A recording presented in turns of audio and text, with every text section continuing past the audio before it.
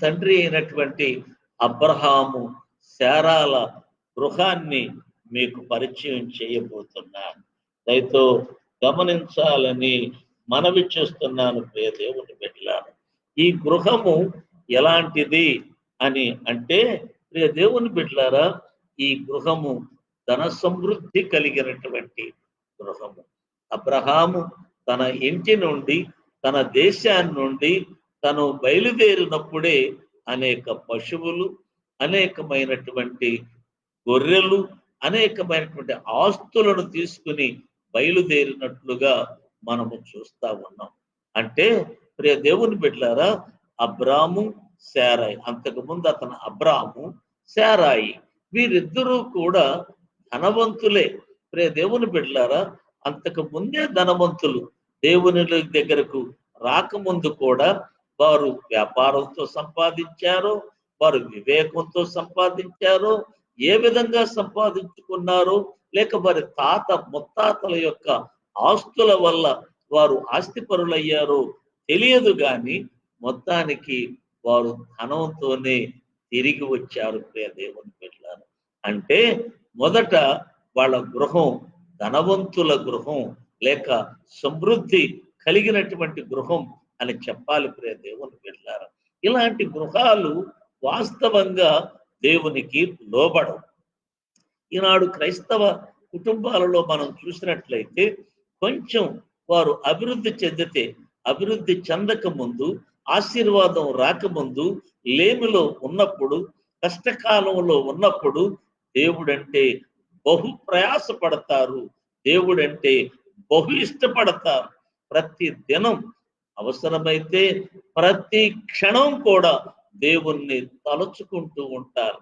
దేవా దేవా దేవా అంటూ దేవుని పాదాల మీద పడి బ్రతకటానికి ఇష్టపడతారు. దేవుడు కూడా కనికరించి వారి జీవితాలను ఆశీర్వదించి వారిని గొప్పవాళ్ళుగా చేసిన తరువాత వారు ప్రియ దేవుని బిడ్డలారా దేవునికి లోబడరు. దేవుడంటే లెక్క చేయరు. ప్రియమైన దేవుని బిడ్డలారా, ఇలాంటి గృహాలు చాలా చూస్తున్నాం, కానీ అబ్రహాము శారాయి గృహం అలాంటిది కాదు. వారు ధనవంతులైనప్పటికీ కూడా వారు దేవునికి లోబడిన గృహంగా మనకు కనబడుతున్నారు. చూడండి, ఆదికాండం 12వ అధ్యాయం, ఆదికాండం 12వ అధ్యాయం దేవుని వాక్యాన్ని గమనించినట్లయితే 4, 5 వచనాలను నేను ఈ సమయంలో చదువుతున్నాను. యెహోవా అతనితో చెప్పిన ప్రకారం అబ్రహాము వెళ్ళెను, లోతు అతనితో కూడా వెళ్ళెను. అబ్రహాము హారాను నుండి బయలుదేరినప్పుడు 75 ఏండ్ల ఈడు గలవాడు. అబ్రహాము తన భార్య అయిన శారాయిని, తన సహోదరుని కుమారుడైన లోతును, హారానులో తానును వారును అర్చించిన యావదాస్తిని, వారు సంపాదించిన సమస్తమైన వారిని తీసుకొని కానాను దేశమునకు వెళ్ళుటకు బయలుదేరి కానాను దేశమునకు వచ్చిరి అని ఉన్నాయి. ఇక్కడ చూస్తున్నాం ప్రేమ దేవుని బిడ్డలారా, వాళ్ళు డబ్బు గల వాళ్ళు, వారు యావదాస్తి చాలా ఉంది, ఆస్తి. ఈ ఆస్తి తీసుకున్నారు, అన్ని తీసుకున్నారు, దేవుడు చెప్పిన ప్రకారం నడుచుకుంటున్నారు. అందులో మెన్షన్ చేయబడినటువంటి పేర్లు శారాయి ఉంది, ప్రియ దేవుని బిడ్డ అబ్రాము, అలాగే అబ్రాము యొక్క సహోదరుని కుమారుడైనటువంటి లోతు కూడా ప్రియ దేవుని బిడ్డలారా వీరు దేవుని మాట ప్రకారం బయలుదేరారు. అంటే భార్యాభర్తలిద్దరూ కూడా దేవుని మాటకు లోబడినటువంటి వారు. వినాలి ప్రియ దేవుని బిడ్డలారా, దేవుని మాటకు లోబడటం అంటే నీ అంతస్తును బట్టి దేవుని మాట ఉండదు, నీ ఆస్తిపాస్తులను బట్టి దేవుని మాట ఉండదు. ప్రియ దేవుని బిడ్డలారా, నీ యొక్క విద్యా అర్హతలను బట్టి దేవుని మాట ఉండదు. ప్రియ దేవుని బిడ్డలారా, నీ గౌరవ మర్యాదలను బట్టి దేవుని మాట ఉండదు, నీ ఘనత ప్రభావాలను బట్టి దేవుని మాట ఉండదు. దేవుడు ఏదైనా చెప్పాలి అనుకున్నప్పుడు తన ఇష్ట ప్రకారం, తన చిత్త ప్రకారం తన యొక్క బిడలకు చెప్పాలనుకుంటాడు. అంతేగాని నువ్వు ఆశించిన రీతిగా, నువ్వు ఆలోచించిన రీతిగా, నీ స్టేటస్కు తగినట్లుగా దేవుడు మాట్లాడతాడు అనుకోవటం బుద్ధిహీనత. మనం ఇప్పుడు చూస్తున్నాం, ప్రియ దేవుని బిడ్డల మంచి ఘనత కలిగిన కుటుంబం, డబ్బు కలిగిన కుటుంబం దేవుడు చెప్పిన ప్రకారం బయలుదేరారు. మాకేమీ కొదవ ఉందని మమ్మల్ని వెళ్ళమంటావా అని వాళ్ళు అడగలేదు. కానీ ఒకరన్నా విభేదించారా? భార్య విభేదించిందా? ఏమయ్యా నువ్వు ముసలాడిపోయావు, నీకేదో మతి భ్రమించినట్లుంది, ఈ పరిస్థితుల్లో మనం ఎక్కడికో ఎలా వెళతాం? వీటన్నిటినీ తీసుకుని మనం స్థిరమైనటువంటి స్థలములో ఉండగా, స్థిరంగా ఉంటూ ఉండగా ఎవరో దేవుడు చెప్పాడు అని చాదస్తపు మాటలు చెప్పి ఎక్కడికో వెళ్ళమంట వెంటయ్యా అని భార్య అనలేదు. వింటున్నారా ప్రియ దేవుని బిడ్డలారా? ఇవాళ భర్తల యొక్క గురిని తప్పించే భార్యలు చాలా మంది ఉన్నారు. భర్త ఒకవేళ భక్తుడైతే, దేవుని సన్నిధిలో ప్రార్థన చేసేవాడైతే, దేవునితో మాట్లాడే అనుభవం గలవాడైతే, దేవుని కొరకు బ్రతకాలని ఆశ కలిగిన వాడైతే, భార్యలు వారి ఆశల మీద నీళ్లు చల్లి వారిని గురి తప్పించే వాళ్ళు ఈనాడు చాలా మంది ఉన్నారు. ఇది వాస్తవం. సేవకుల భార్యలు కావచ్చు, సేవకుల కుటుంబాలు కావచ్చు, లేక సామాన్యమైన విశ్వాసుల కుటుంబాలు కావచ్చు, ఎవరైనా కావచ్చు. కానీ ఇవాళ దేవుని మాట ప్రకారం లోబడేవాళ్ళు చాలా తక్కువ. దేవుని బిడ్డలారా, చాలా మంది దేవుడు చెప్పినట్లు చేయలేకపోతున్నారు. వారి స్టేటస్కు తగినట్లు చేసుకోవటానికి ప్రయత్నం చేస్తున్నారు. వారి వ్యక్తిగత సంబంధమైన కోరిక నెరవేర్చుకోవటానికి, వారి హృదయ సంబంధమైన ఆశను, ఆలోచనను నెరవేర్చుకోవటానికి ప్రయాసపడుతున్నారే కానీ దేవుని మాట ప్రకారంగా చేయటానికి, దేవునికి లోబడటానికి ఇష్టపడట్లేదు. గమనించాలి. ఈ రాత్రి మీతో దేవుడు మాట్లాడుతున్నాడు. ఎవరో ఒక ఇశ్రాయేలు మాట్లాడుతున్నాడు అనుకుంటే మీ హృదయాలు దేవుని చేత మండింపబడవు. ఈ రాత్రి దేవుడే మీతో మాట్లాడుతున్నాడని మీరు దేవుని వాక్యము వినండి ప్రియ దేవుని బిడ్డ. ఇంత గొప్ప కుటుంబం దేవుని మాట ప్రకారంగా తన యొక్క దేశాన్ని విడిచిపెట్టింది, తన కుటుంబాన్ని విడిచిపెట్టింది, తన బంధువుల్ని విడిచిపెట్టింది, తన రక్త సంబంధాలను విడిచిపెట్టింది, తన తండ్రి ఇంటి వారిని విడిచిపెట్టింది. అందరిని విడిచిపెట్టి యావదాస్తితో బయలుదేరి చూపించే దేశానికి వెళ్ళింది ప్రియ దేవుని బిడ్డ. ఎంత గొప్ప కుటుంబం. ఆ కుటుంబాన్ని బట్టి మనం ఎంత స్తుతించాలో, ఆ కుటుంబాన్ని నుంచి మనం ఎంత నేర్చుకోవాలో మనం ఈ రాత్రి ఆలోచించాలి. ఎంత మంచి కుటుంబం. అంతేకాదు, మనము వారి నుంచి నేర్చుకోవలసింది ఎంతో ఉంది అనే సత్యాన్ని గ్రహించాలి. ఎంత ఉంది అని అంటే ప్రియ దేవుని బిడ్డలారా, మొదట దేవునికి లోబడటం కుటుంబం నేర్చుకోవాలి. అది కష్టమైన, నష్టమైన ప్రియ దేవుని బిడ్డలారా, అది మరి ఏదైనప్పటికీ కూడా, ఒకవేళ బాధైనా, ఒకవేళ ప్రియ దేవుని బిడ్డలారా అది నీ జీవితానికి ఎంతో రిస్క్ ఇచ్చేటటువంటి పరిస్థితులు అయినప్పటికీ కూడా దేవుని మాట ప్రకారం లోబడటం అనేది చాలా అవసరం. అంటే దేవునికి లోబడిన కుటుంబం శారా అబ్రాహాముల కుటుంబం ప్రియ దేవుని బిడ్డలారా. ఒకటి, అబ్రహాము దేవునికి లోబడినందుకు శారాయి అబ్రహాముకు లోబడింది ప్రియ దేవుని బిడ్డలారా. భర్తకు లోబడిన భార్య, అలాగే భార్య భర్తలకు లోబడిన కుమారుడు ఇస్సాకు. ప్రియ దేవుని బిడ్డలారా, తండ్రి తల్లిదండ్రులకు లోబడిన ఇస్సాకు అయితే ప్రియ దేవుని బిడ్డలారా, ఇస్సాకు లోబడినటువంటి రిబ్కా. మీరు ఆలోచించండి ప్రియ దేవుని బిడ్డలారా, అంటే అత్త మామలకు లోబడింది కోడలు, భర్తకు లోబడింది కోడలు, వీరందరికీ లోబడ్డాడు ఎలియాజరు. ఇంటి దాసుడు కూడా లోబడ్డాడు. ప్రియ దేవుడు, ఇవాళ చాలా మంది వాపోతున్నటువంటి విషయం ఏంటి తెలుసా? మా పిల్లలు మా మాట వింటలేదు.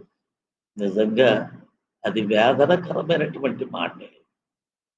నాకు కూడా చాలా సార్లు దుఃఖం కలిగేటటువంటి మాటే.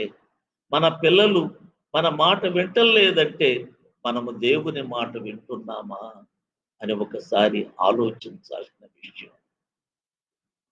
వాళ్ళు వింటలేదని మొత్తుకుంటాం, వాళ్ళు వింటలేదని బాధపడతాం, వాళ్ళు వింటలేదని వాళ్ళ మీద అరుస్తాం, వాళ్ళకి కోపం పుట్టిస్తాం. కానీ మనము మన దేవునికి లోబడం.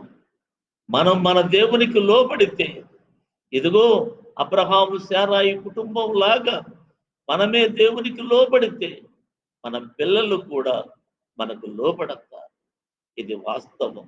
ఇస్సాకు లోబడ్డాడు, ఇస్సాకు భార్య లోబడింది. ఆ ఇంటి దాసుడైన ఎలియాజరు అందరికీ లోబడి ఉన్నారు. అంటే ఆ కుటుంబము ఇంకెంత మంచి కుటుంబమో మీరు ఆలోచించాలి. ప్రియ దేవుని బిడ్డలారా, ఒకటి ధనవంతులైన కుటుంబం, ధనవంతులైనప్పటికీ కూడా వారు లోబడిన కుటుంబం. ప్రియ దేవుని బిడ్డలారా, మూడవదిగా మనం పరిశీలన చేసినట్లయితే రెండవది లోబడిన కుటుంబం, మూడవది ప్రియ దేవుని బిడ్డలారా దేవుని నమ్మి విశ్వాసముతో కట్టుకున్నటువంటి కుటుంబం. చూడండి, ఆది కాండం 15వ అధ్యాయం, ఆది కాండం 15వ అధ్యాయం 6వ వచనం. అతడు యెహోవాను నమ్మెను, ఆయన అది అతనికి నీతిగా ఎంచెను. ప్రియమైన దేవుని బిడ్డలారా, నమ్మిన కుటుంబం దేవుని నమ్మట్లేదండి. వాళ్ళ భర్తలు నమ్మితే భార్యలు నమ్మరు, భార్యలు నమ్మితే భర్తలు నమ్మరు.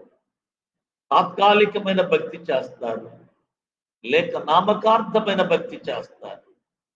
దేవుని సన్నిధిలో సరి అయిన విధానంలో క్రీస్తుని నమ్మరు, క్రీస్తు యందు విశ్వాసం ఉంచరు. అందుచేతనే విశ్వాస సంబంధమైన జీవితాన్ని కుటుంబములో జీవించలేకపోతున్నారు. దానివల్లే భర్తను నమ్మని భార్యలు, భర్త జీతం ఎంతో అనుమానమే ఇప్పటికీ, భార్య జీతం ఎంతో అనేది భర్తకు అనుమానమే.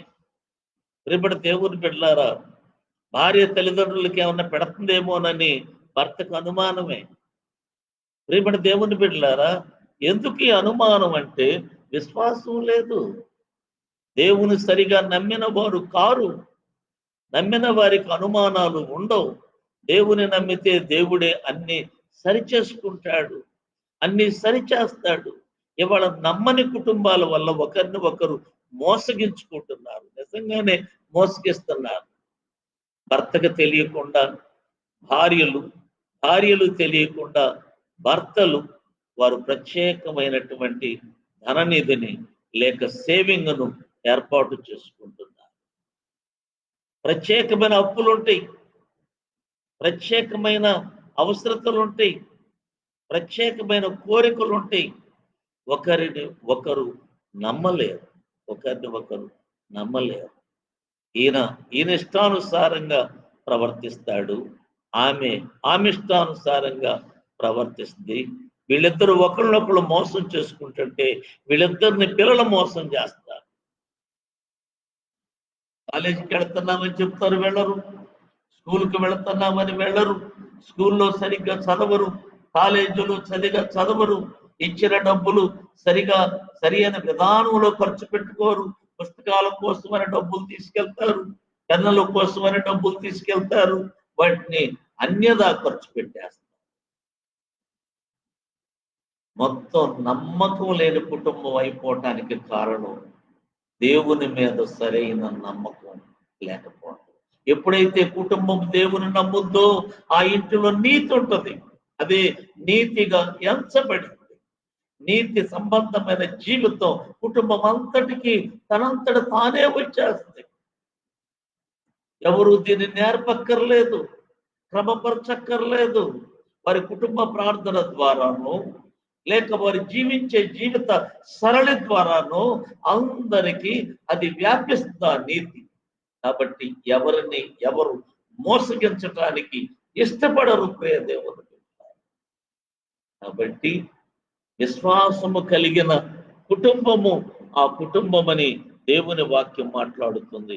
రోమిలకు రాసినటువంటి పత్రికలో దేవుని వాక్యాన్ని మనం గమనించినట్లయితే, రోమిలకు రాసినటువంటి పత్రిక దేవుని వాక్యాన్ని గమనించినట్లయితే 4వ అధ్యాయం, రోమిలు రాసిన పత్రిక 4వ అధ్యాయం 18వ వచనము నుండి నేను చదువుతున్నాను.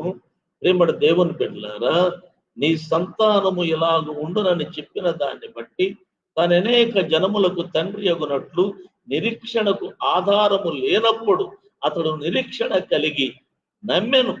మరియు అతడు విశ్వాసమునందు బలహీనుడు కాక రమారమి 100 ఏళ్ల వయసు గలవాడై ఉండి అప్పటికి తన శరీరము మృతతుల్యమైనట్టును శారా గర్భమును మృతతుల్యమైనట్టును ఆలోచించను గాని విశ్వాసము వలన దేవుని వాగ్దానమును గురించి సందేహింపగా దేవుని మహిమపరచి ఆయన వాగ్దానము చేసిన దాన్ని నెరవేర్చుటకు సమర్థుడని రూఢీగా విశ్వసించి విశ్వాసము వలన బలము నొందెను. ఎంత గొప్ప విశ్వాసం! తనకు తెలుసు తన శరీరం అంతా ఉడిగిపోయిందని, తన వయసు అంతా అయిపోయిందని తనకు తెలుసు. తన భార్య వయసు కూడా అయిపోయింది, ఋతుక్రమం ఆగిపోయింది, తనకు తెలుసు. ఈ లోక సంబంధంగా ఎట్టి పరిస్థితుల్లో కూడా శాస్త్రీయతంగా వైద్యపరంగా ఎటు చూసినా వారికి పిల్లలు పుట్టరని తెలుసు. ఎవ్వరు కూడా మీకు పిల్లలు పుడతారు అని చెప్పలేరు. ప్రియ దేవుని బిడ్డలారా, అలాంటి పరిస్థితుల్లో ఉన్నామని వారు పూర్తిగా ఎరిగినప్పటికీ కూడా వారికి దేవుని మీద విశ్వాసం, ఇవాళ అచంచలమైన విశ్వాసం ఎంతమందికి ఉంది, ఎన్ని కుటుంబాలకు ఉంది? కష్టపడుతున్నప్పుడు, బాధపడుతున్నప్పుడు, శోధన వస్తున్నప్పుడు, ప్రియమైన దేవుని బిడ్డలారా, లేమి ఆవరించినప్పుడు, వ్యాధి సంభవించినప్పుడు, కుటుంబములో కొన్ని కలతలు వచ్చినప్పుడు, కన్నీరు వచ్చినప్పుడు, ఉపద్రవాలు కలిగినప్పుడు, కుటుంబము అటు ఇటు ఊగిసలాడుతున్నప్పుడు దేవుని యందు విశ్వాసము ఉంచగలుగుతున్నావా? నిరీక్షణ కలిగి జీవించగలుగుతున్నావా? నా జీవితానికి మంచి రోజులు వస్తాయి. ఎందుకు తొందరపడతావు? కేకలు పెడతావు? ఎందుకు కోపద్రిక్తుడు అవుతావు? కోపంతో రగిలిపోతావు ఎందుకు? నిరీక్షణ లేదా? నిజంగా దేవుని యందు విశ్వాసం ఉంచిన వ్యక్తివైతే నిరీక్షణ కలిగి ఉండాలి కదా. కానీ నిరీక్షించలేదు. విశ్వాసము సరైందైతే, ఇదిగో అబ్రహాము లాగా అన్నీ లేకపోయినా, శరీరములో బలము లేకపోయినా విశ్వాసమును బట్టి బలము పొందాడట. విశ్వాసమును బట్టి బలము తెచ్చుకున్నాడట. విశ్వాసములో అంత బలముంది. విశ్వాసము లేమిని తొలగించగలదు. విశ్వాసము వ్యాధిని స్వస్థపరచగలదు. విశ్వాసము సమస్యలను అణిచివేయగలదు. విశ్వాసము తొందరలను ఆపు చేయగలదు. విశ్వాసము నీ కుటుంబములో సంభవించేటటువంటి తుఫాను లాంటి కలహములను మాన్పగలదు. విశ్వాసమునకున్న శక్తి మీద నిరీక్షణ ఉందా? విశ్వసిస్తున్నావా? ఆలోచన చేయాలి. ప్రియ దేవుని బిడ్డలారా, మనము పరిశీలన చేయాలి. అయితే గమనించినట్లయితే దుఃఖ సంఘటనలు జరిగినప్పుడు సైతము దేవుని మీద విశ్వాసం ఉంచాడు. ప్రియ దేవుని బిడ్డలారా, అబ్రహాము. ఆది కాండము దేవుని వాక్యాన్ని గమనించినట్లయితే ఆది కాండములో కొన్ని దుఃఖకరమైన సంఘటనలు జరిగినప్పటికీ కూడా 21వ అధ్యాయం 12వ వచనములో దేవుని వాక్యం మాట్లాడుతుంది. అయితే దేవుడు ఆ చిన్నవాడిని బట్టి, నీ దాసిని బట్టి నీవు దుఃఖపడవద్దు, శారా నీతో చెప్పిన ప్రతి విషయములో ఆమె మాట వినుము అంటే, దేవుని బిడ్డలారా, విశ్వాసమును బట్టి భార్య మాట విన్నాడు. ఇవాళ భార్య మాట వినటం చాలా మందికి ఇన్సల్ట్ ఫీల్ అవుతారు. ఇన్సల్ట్. ఈ రోజుల్లో అయితే ఏం చెప్పాడు, నువ్వే తెచ్చిచ్చావు కదండి, ఆదరణ నేనేం రమ్మన్నానా, తెచ్చమన్నానా? ఏదో పరిమర్శగా పెట్టుకుంటే నీవేగా ఆ స్వాతంత్రం తెచ్చింది. ఇవాళ బిడ్డ పుట్టిన తర్వాత, కుమారుడు పుట్టిన తర్వాత అన్యాయం చేయమంటావేంటి అని తిరగబడతారు ఈ రోజుల్లో. నేను ఆ సబ్జెక్ట్ గురించి మాట్లాడను, కానీ ఎన్ని విషయాల్లో నీ భార్యతో నువ్వు విభేదిస్తున్నావు. నీ భార్య మాట దేవుని మాటలాగా ఉంటే నువ్వు వింటున్నావు అసలు? అయ్యా, ఇదిగో ఈ పని మనకు తగదు, ఈ పరిస్థితులు మనకు తగవు, అప్పులు చేసి గొప్పగా బ్రతకొద్దయ్యా అంటే వింటావా? లేక దురలవాట్లు మానుకోయ్యా అంటే మానుకుంటావా? త్రాగుడు మానుకోమంటే మానుకుంటావా? అయ్యా, నీలో ఉన్న ఈ చెడుతనాన్ని వెళ్ళగొట్టు అంటే వెళ్ళగొడతావా? నిన్ను ఎగతాళి చేసేవి ఎన్నున్నాయి నీలో? ఇప్పుడు దేవుని బిడ్డలారా, నిన్ను నాశనం చేసే వెన్నున్నాయి. నీ యొక్క సంపాద్యమంతా కూడా పాడు చేసేవి ఎన్నున్నాయి? అయ్యా, కొంచెం పొదుపుగా బ్రతుకయ్యా, కొంచెం పొదుపు చెయ్యయ్యా, పిల్లల జీవితాలయ్యా, అయ్యా ఇల్లు లేదయ్యా, ఇల్లు కట్టుకుందామయ్యా, అయ్యా పిల్లలు పెళ్లి చేయాలయ్యా, పొదుపు అవసరమయ్యా, డబ్బులు కొంచెం పొదుపు చెయ్య అంటే భార్యల మాటలు వింటున్నారా ఇవాళ? చాలా మంది దాని మాట నేనంటమేమిటి, అది ఇంట్లో బడి ఉండే దాని మాట నేనంటమేమిటి? రేపటి దేవుని బిడ్డలారా, అబ్రహాము శారాయి మాట దేవుడు విన్నమన్నాడు.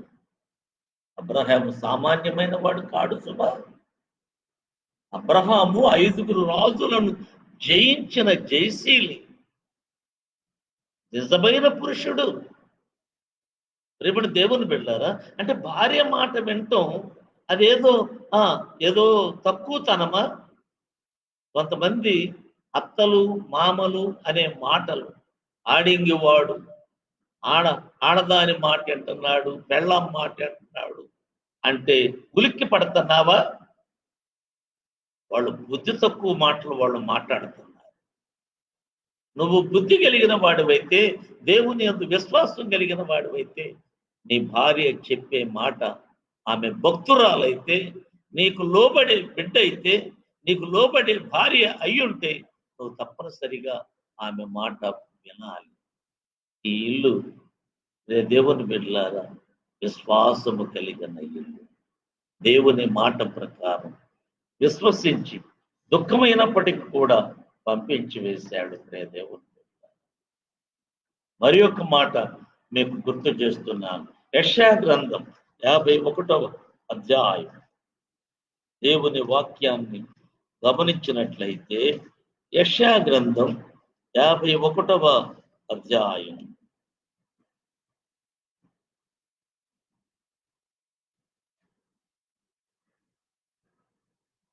2వ వచనం దయతో చదువుతున్నాను, వినండి ప్రియ దేవుని బిడ్డలారా. 51వ అధ్యాయం 2వ వచనాన్ని చదువుతున్నాను.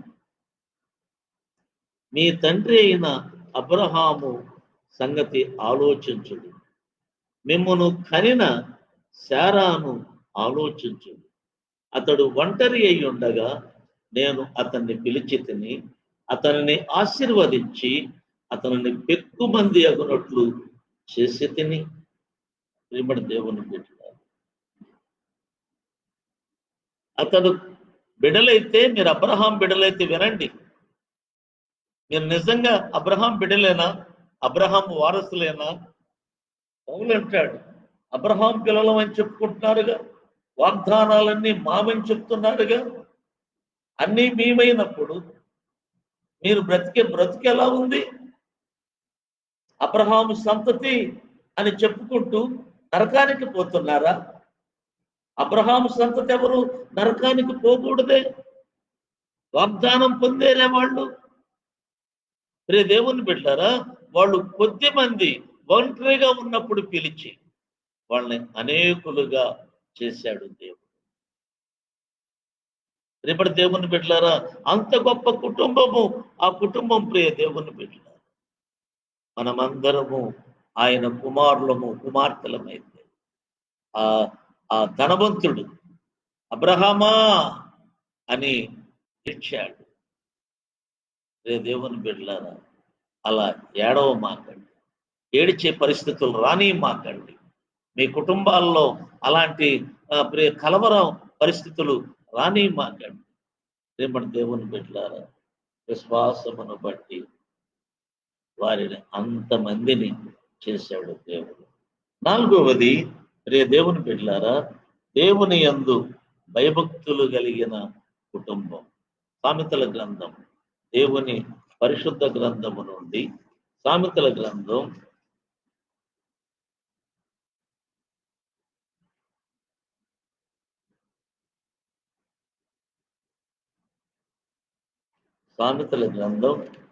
22వ అధ్యాయం. సామెతల గ్రంథం 22వ అధ్యాయం 4వ వచనం. యెహోవా యందు భయభక్తులు కలిగి ఉండుట వినయమునకు ప్రతిఫలము, ఐశ్వర్యమును, ఘనతయు, జీవమును దాని వలన కలుగును. దేవుని యందు భయభక్తులు కలిగి ఉండటం.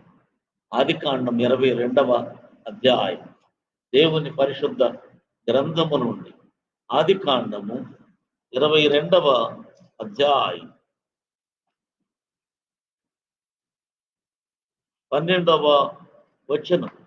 ఆదికాండం 22వ అధ్యాయం 12వ వచనం. 12వ వచనం.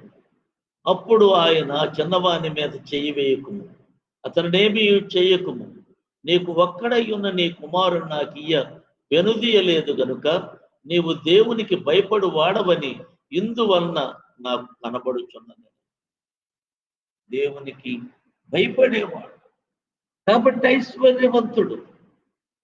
ధనఘనతలు అందుకే వచ్చినాయి.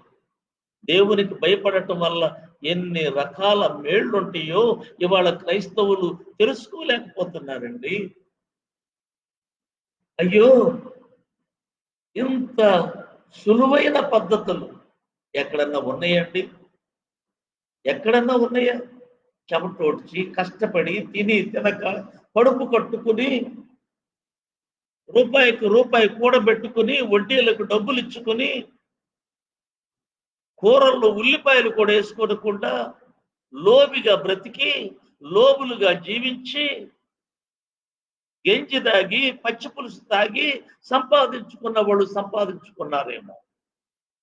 అలా సంపాదించుకునే వాళ్ళు సంపాదన పరులైతే అయ్యారేమో. నాకు తెలిసి అలాంటి వాళ్ళు చాలా మంది సంపాదన పరులయ్యారు. కానీ అబ్రహాము అలా ఐశ్వర్యవంతుడు కాల. అబ్రహాము అలా గొప్పవాడు కాల. అబ్రహాము గొప్పవాడు అవటానికి దేవునికి భయపడ్డాడు. దేవుని భయం అతనికి ఉంది. ఇవాళ నువ్వు అన్నిటికీ భయపడతావు, దేవునికి ఒక్కడికే భయపడవు. పాము అంటే భయం, వ్యాధి అంటే భయం. దేవుని బిడ్డలారా, ఒక రౌడీ అంటే భయం, ఒక హంతకుడు అంటే భయం, రోడ్డు మీద పెచ్చోడంటే భయం. నీకు అన్ని భయాలు ఉన్నాయి. కానీ మహోన్నతుడు, మహాపరిశుద్ధుడు, భీకరుడు, సైన్యములకు అధిపతి అయినటువంటి యెహోవా అంటే నీకు భయం లేదు. ఎందుకని? మీ దేవుడేనా? మీ దేవుడని మీకు భయం లేదా? రేపటి దేవుని బిడ్డారా, అంత సులకన దేవుడంటే అంత సులకన, దేవుని మాట అంటే దేవుని బిడ్డలకు అంత సులకన. అబ్రహాం ఎంత గొప్పవాడంటే తన ఏకైక ప్రియకుమారుణ్ణి అర్పించుటను బట్టి దేవుడంటే భయం ఉందని ఆయన నిరూపించుకున్నాడు. మీరు దేవునికి భయపడుతున్నామని దేని వల్ల నిరూపించగలుగుతారు? కనీసం దేవునికి భయపడుతున్నామని టైంకు గుడికి రారు. ఇంకేం నిరూపణ ఉంది? టైంకు రారు గుడికి. దేవుని భయం అసలు మీకు లేదు. కొన్ని వారాలు గుడికే రారు. దేవుని భయం మీకు లేదు. రోజు బైబిల్ చదవరు, దేవుని భయం మీకు లేదు. రోజు ప్రార్థన చేయరు, దేవుని భయం మీకు లేదు. ఒకవేళ తప్పు జరిగితే దాన్ని వెంటనే ఒప్పుకోరు, దేవుని భయం లేదు. సమాధానం లేకపోతే సమాధాన పడరు, దేవుని భయం లేదు.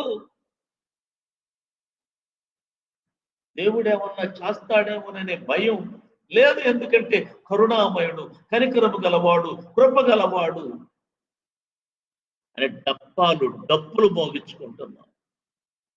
అలా తప్పుకు తిరుగుతున్నావు. నీ తప్పుల రెండు తప్పుకు తిరుగుతున్నావు ఒప్పుకోకుండా. ఆలోచించు. వీటన్నిటికీ ఒక్కరోజే తీర్పు ఉంది. ఒక్కరోజే తీర్పు ఉంది. నీ భయం ఏమిటో, నీ భక్తి ఏమిటో దేవుడు ఒకరోజు తీర్చే రోజు ఉంది. నీ కుటుంబం ఎందుకు ఈ పరిస్థితుల్లో ఉందో ఆలోచించాలి.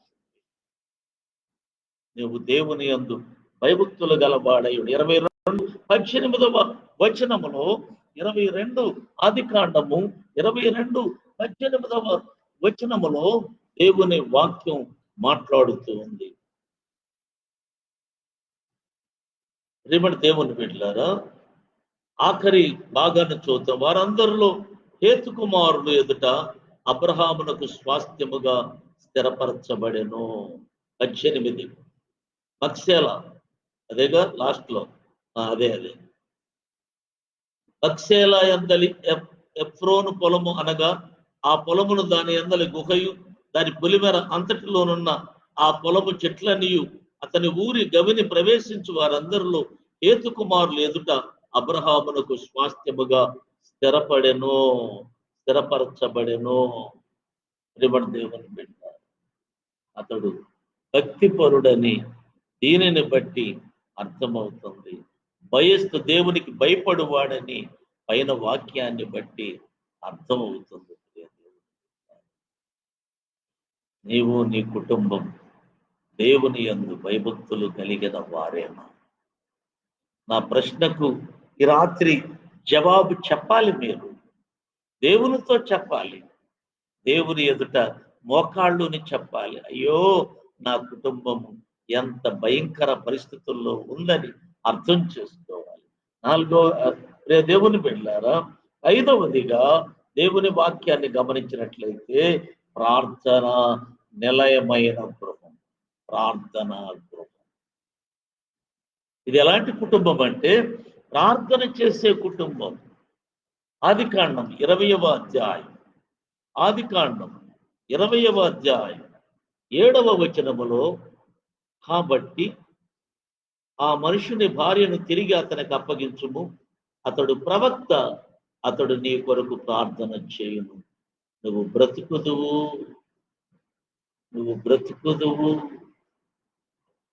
ఒకరిని బ్రతికించగలిగిన ప్రార్థన అబ్రహాముకు ఉంది. రేపటి దేవుని బిడ్డలారా, మనం ఆదికాండం 20 అధ్యాయం 17వ వచనం చూసినట్లయితే, 17వ వచనం చూసినట్లయితే, అబ్రహాము దేవుని ప్రార్థింపగా దేవుడు అబీమెలెకును అతని భార్యను అతని దాసీలను బాగు చేశాను, వారు పిల్లలను కనిరి. ఎంత ప్రార్థనా పరులంటే అన్యులను బాగు చేయగలిగిన ప్రార్థన. మనం అన్యుల్ని జడగొడతాం దేవుళ్ళకి రాకుండా. మన జీవితాన్ని బట్టి, మన మాటలను బట్టి, మన పద్ధతులను బట్టి. వాళ్ళు దేవుని దగ్గరికి వద్దాం అనుకుంటా ఉంటారు. ఆయన నిజమైన దేవుడని వాళ్ళకి అర్థమైపోద్ది. ఇన్ని కోట్ల మందిని ఎక్కడ మనం ఆరాధించగలుగుతామని అనుకునే లోపు నువ్వు కనపడతావు, నీ కుటుంబం కనపడుద్ది. కనబడితే వాళ్ళ కుటుంబం కంటే ఈ కుటుంబమే హీనంగా కనపడుద్ది. ఇంకేం దేవుని నమ్ముతారు? ఇదిగో అబ్రహాము అన్యులను బాగు చేసి ప్రార్థన చేశాడట. వాళ్ళందరూ పిల్లలను కన్నారట. దేవుని బిడ్డలారా, దేవుని యొక్క వాక్యం మనతో మాట్లాడుతుంది. అబ్రహాం ప్రార్థన పరుడు. దయతో గమనించినట్లయితే అబ్రహాం ఇంటిలో ఇంకా ప్రార్థన 24వ అధ్యాయం 48వ వచనములో అబ్రహాము ప్రార్థన చేస్తున్నాడు. 24:48వ వచనములో నా తల వంచి యెహోవాకు అబ్రహామును నా యజమానుని దేవుడైన యెహోవాను స్తోత్రము చేసి తినే. రేపటి దేవుని బిడ్డరా, అబ్రహాం యొక్క ఇంటి దాసుడు ప్రార్థన చేస్తాడు. అబ్రహాము ఒంటెలు మోకరించను. 24:52వ వచనములో రేపటి దేవుని బిడ్డ అబ్రహాము సేవకుడు వారి మాటలు విని యెహోవాకు సాష్టాంగ నమస్కారము చేశాడు. అబ్రహాము సేవకుడు ప్రార్థన చేశాడు. అబ్రహాము యొక్క ఇంటి దాసుడు అనగా ఎలియాజరు ప్రార్థన చేశాడు. 24వ అధ్యాయం 63వ వచనములో ప్రియమైన దేవుని బిడ్డలారా, 63వ వచనములో సాయంకాలమున ఇస్సాకు పొలములో ధ్యానింప బయలు వెళ్ళి కుమారుడు కూడా ధ్యానం చేస్తున్నాడు, ప్రార్థన చేస్తున్నాడు. అబ్రహాం ప్రార్థిస్తున్నాడు, అబ్రహాం దాసి ప్రార్థన చేస్తున్నాడు, దాసుడు ప్రార్థిస్తున్నాడు, అబ్రహాం కుమారుడు ప్రార్థన చేస్తున్నాడు. 25వ అధ్యాయం 21వ వచనములో 25వ అధ్యాయం 21వ వచనములో ప్రియ దేవుని బిడ్డలారా, దేవుని వాక్యం మనతో మాట్లాడుతూ ఉంది. ఇస్సాకు భార్య గొడ్రాలు గనుక అతడు ఆమె విషయమై యెహోవాను వేడుకొనెను. యెహోవా అతని ప్రార్థన వినెను గనుక అతని భార్య అయిన రిబ్కా గర్భవతి ఆయను. వింటున్నారా? ప్రార్థనా గృహం ఎలా ఉంటుందో. ప్రార్థనా గృహం యజమానుడు ప్రార్థిస్తాడు, దాసుడు ప్రార్థిస్తాడు, యజమానురాలు ప్రార్థిస్తుంది. వాళ్ళ ఇంట్లో ఒకవేళ కుక్కలున్నా, నక్కలున్నా, లేక ఇంకేమన్నా ఉన్నా అవన్నీ ప్రార్థన చేస్తాయి అంతే. అంటే ప్రార్థన ఎప్పుడు చేస్తుంటే కుక్క చూసినా అలాగే అలవాటు అవుతుంది. మనిషి యొక్క అలవాట్లను తొందరగా క్యాచ్ చేస్తాయి జంతువులు. రేపటి దేవుని బిడ్డల ఒంటెలు మోకాళ్ళుని 10 ఒంటెలు మోకాళ్ళుని ప్రార్థన చేస్తుంది. కనుక అబ్రహాము ఇల్లు ప్రార్థన ఇల్లు. నువ్వు ప్రార్థిస్తే నీ భార్య ప్రార్థన చేయదు, నీ భార్య ప్రార్థన చేస్తే నువ్వు ప్రార్థన చేయవు, మీ ఇద్దరు ప్రార్థన చేస్తే మీ పిల్లలు ప్రార్థన చేయరు. ఎందుకని రేపటి దేవుని బిడ్డలారా, ఎక్కడుందో ఆ లోపం కనిపెట్టండి, కనుగొనండి, దేవుని అడగండి. ఆ లోపం ఎక్కడి నుండి వచ్చింది? ఖచ్చితంగా యజమానురాలే దానికి కారకుడు. మీరు ఆలోచించాలి. 6వదిగా దేవుని ఆశీర్వాదాలు పొందిన గృహము ఆ గృహము. 12:2 మనం ఆలోచిస్తే ఆదికాండము 12వ అధ్యాయం 2వ వచనాన్ని గమనించినట్లయితే అక్కడ నిన్ను గొప్ప జనముగా చేసి నిన్ను ఆశీర్వదించి నీ నామమును గొప్ప చేయుదును, నీవు ఆశీర్వాదముగా నొందువు. దేవుని బిడ్డలారా, అబ్రహాము ఇల్లు ఆశీర్వాదమైనటువంటి ఇల్లు. 15వ అధ్యాయం 12వ అధ్యాయములో ఆశీర్వదిస్తానన్నాడు. 15వ అధ్యాయం 1వ వచనములో ఇవి జరిగిన తర్వాత యెహోవా వాక్యం అబ్రహామునకు దర్శనమందు వచ్చి, అబ్రామా భయపడకము, నేను నీకు కేడము, నీ బహుమానము అత్యధికమగునని చెప్పాను. ఎంత గొప్ప మాటలండి!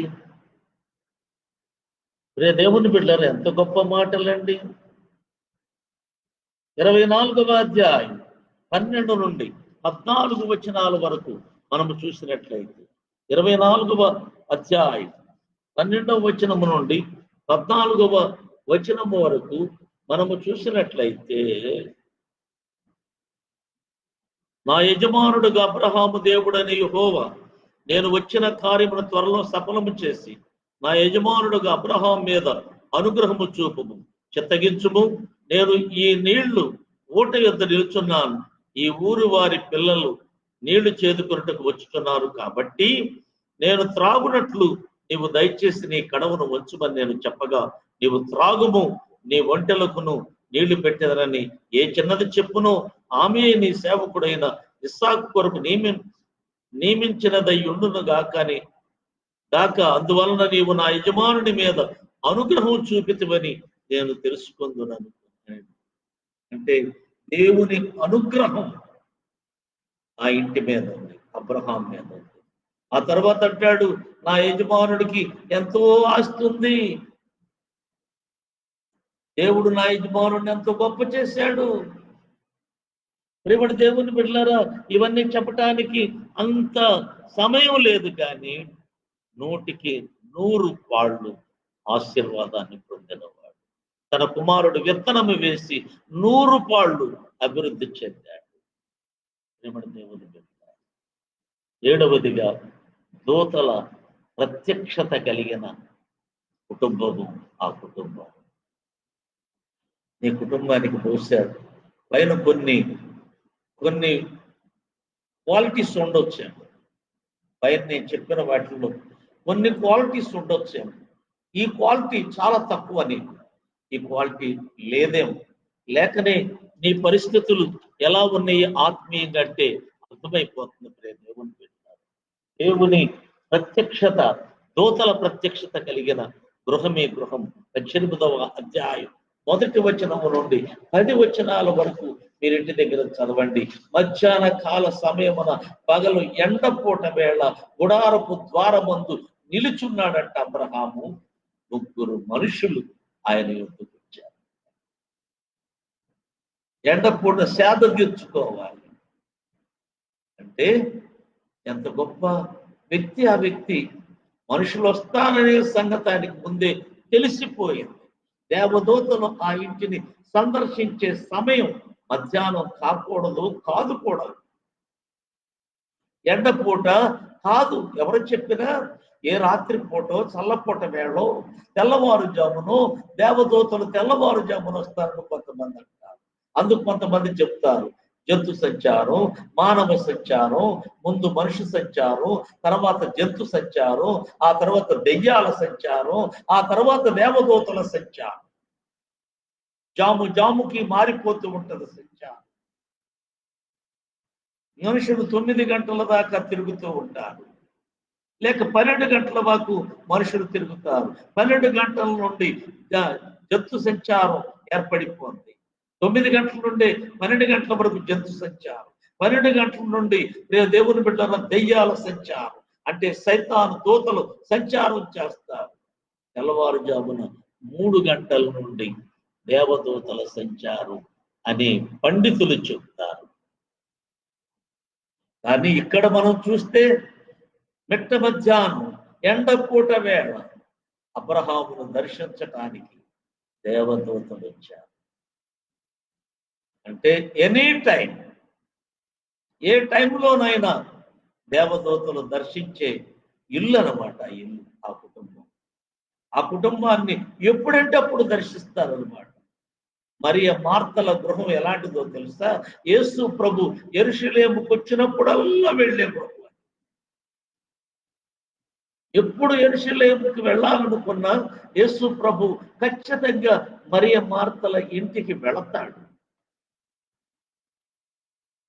అంటే దేవుడు రావటానికి అనుకూలమైనటువంటి గృహం ఆ గృహం.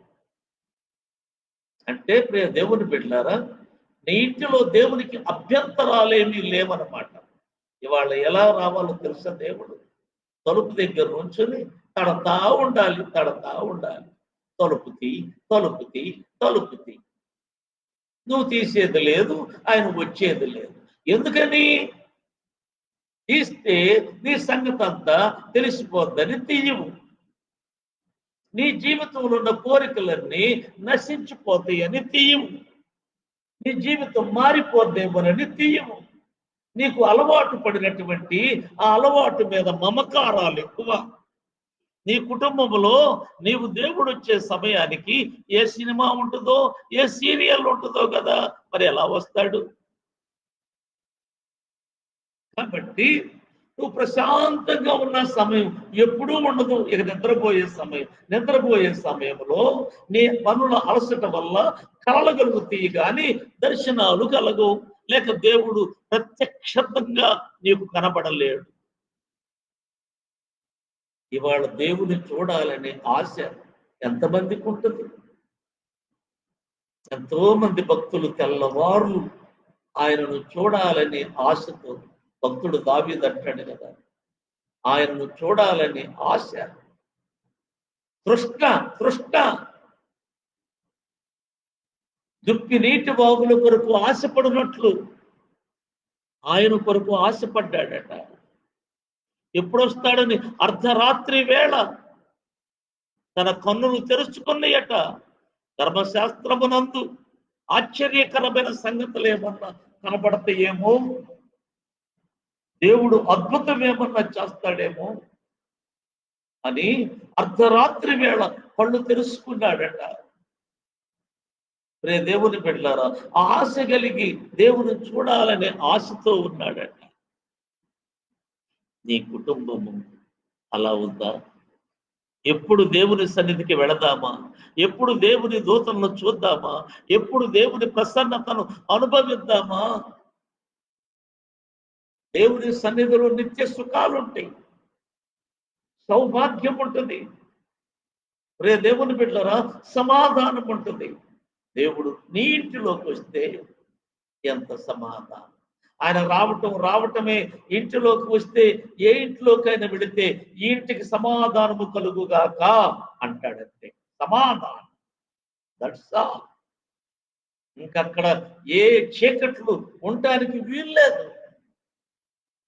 దేవుడు ప్రవేశించిన ఇంటిలో ఏ దెయ్యాలకు తావుండదు, ఏ చీకట్లకు తావుండదు, ఏ కలహాలకు తావుండదు, ఏ రుగ్మతలకు తావుండదు,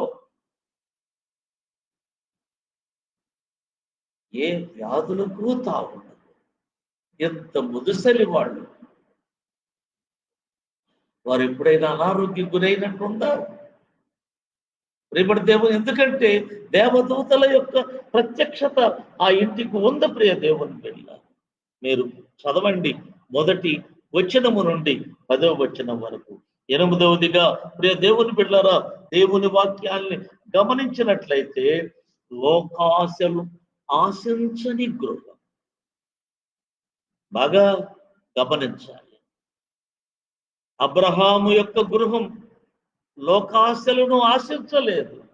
ఆదికాండం 14వ అధ్యాయం, ఆదికాండం 14వ అధ్యాయం 21వ వచనము నుండి 22వ వచనము వరకు. సొదొమ రాజు మనుషులను నాకిచ్చి ఆస్తిని నీవే తీసుకొనమని అబ్రాముతో చెప్పగా, అబ్రాము నేనే అబ్రామును ధనవంతునిగా చేస్తానని నువ్వు చెప్పకుండానట్లు ఒక నూలు పోగైనను చెప్పులు వారైనను నీ వాటిలో ఏదైనను తీసుకొననని ఆకాశమునకు భూమికిని సృష్టికర్తయును సర్వోన్నతుడును దేవుడునైన యెహోవా ఎదుట నా చెయ్యెత్తి ప్రమాణం చేస్తాను, నేను అన్యులదేమి తీసుకోను, నాకు అక్కర్లేదు. నువ్వు కోట్లు ఇచ్చినా నాకు అక్కర్లేదు. ప్రియమైన దేవుని బిడ్డలారా, వింటున్నారా? నువ్వు ఏది ఇచ్చినా నాకు అక్కర్లేదు. కట్నాల రూపంలో ఇవ్వు, కానుకల రూపంలో ఇవ్వు, బంగారం రూపంలో ఇవ్వు, ఏ రూపంలో నువ్వు ఇచ్చినా నాకు అక్కర్లేదు. ఎందుకో తెలుసా? దాని వలన నా అవసరాలు తీరనాయని కానీ, లేక నేను ధనవంతుడనయ్యానని కానీ చెప్పకూడదు. అలాంటి మాట రాకూడదు. నా అవసరతలు ఎవరో ఇచ్చిన దాని వల్ల జరిగింది అని రాకూడదు. అందుకే చెయ్యెత్తి ప్రమాణం చేశాడట. అలాంటి గృహం శారాయి ఊరుకుందంటారా? అయ్యో, ఎంత పోగొట్టుకున్నావయ్యా ఆస్తి. న్యాయం ఉచితంగా వస్తుంటే పోగొట్టుకున్నావు, ఏ కష్టం లేకుండా వస్తే పోగొట్టుకున్నావు, ఇంకా కొంత వచ్చేది కదా, ఇంకా కూడబెట్టుకునే వాళ్ళం కదా అని అనలేదు ఆమె.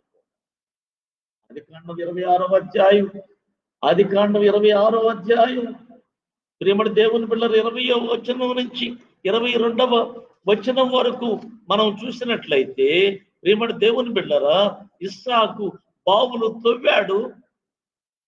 మీరు చదవండి 20వ అధ్యాయం నుంచి 22వ వచనం వరకు. ఇస్సాకు బావులు తవ్వాడు, వారు పోట్లాడారు. అక్కడ వారు నీరు పడటంలోనే నీరు మాది అన్నారు. వదిలేసి వచ్చేసాడు. అవకాశాలు కలవాడైతే జగడాలాడేవాడు. నేను తవ్వాను, ఇది నాది అనేవాడు. వదిలేశాడు. మళ్ళా తవ్వాడు, మళ్ళా జగడమాడారు. నీరు మాదన్నారు, వదిలేశాడు. ప్రియమైన దేవుని బిడ్డలారా, మీరు ఆలోచించారా? ఆ తరువాత తవ్వుకున్నాడు, దూరంగా వెళ్ళిపోయి, వాళ్ళ నుండి దూరంగా వెళ్ళిపోయాడు, తవ్వాడు. బెయేర్షెబా అనబడినటువంటి బావి దొరికింది, గొప్ప నీరు వచ్చింది. దేవుని వల్ల కలిగే ఆశీర్వాదం గొప్పది. లోకస్తులు ఇచ్చేది కాదు, లోకాన్ని ఆశించి సంపాదించేది కాదు. మీరు ఈ రాత్రి మనవి చేస్తున్నారు. అబ్రహాము శారాయి గృహము లాంటి గృహమైతే దేవునికి వన్నె తెచ్చే గృహం, దేవుడు మెచ్చే గృహం, దేవునికి మీకు కూడా సంతోషాన్ని కలిగించే గృహంగా ఆ గృహం మారు. దేవుడు ఎల్లప్పుడూ నీ వైపు చూస్తూ ఉంటాడు. నువ్వు ఎల్లప్పుడూ దేవుని యందు ఆనందిస్తూ ఉంటావు. కనుక ఈ రాత్రి మీ గృహాలను శారా అబ్రహాము గృహాల్లాగా పట్టుకోగలిగితే ఎంత మేలు. దేవుడు తన వాక్యాన్ని దీవించునుగాక. ప్రార్థన చేసుకుంటాం. మీ కుటుంబాల్లో ఒక్కరు పశ్చాత్తాపంతో, ప్రభువా ఇక నుంచైనా అబ్రహాము శారాయిల వలె విశ్వాసంతో బ్రతుకుతాం, వారి వలె లోకాశలు లేకుండా బ్రతుకుతాం, వారి వలె భయభక్తులు కలిగి బ్రతుకుతాం, వారి వలె లోబడి బ్రతుకుతాం దేవునికని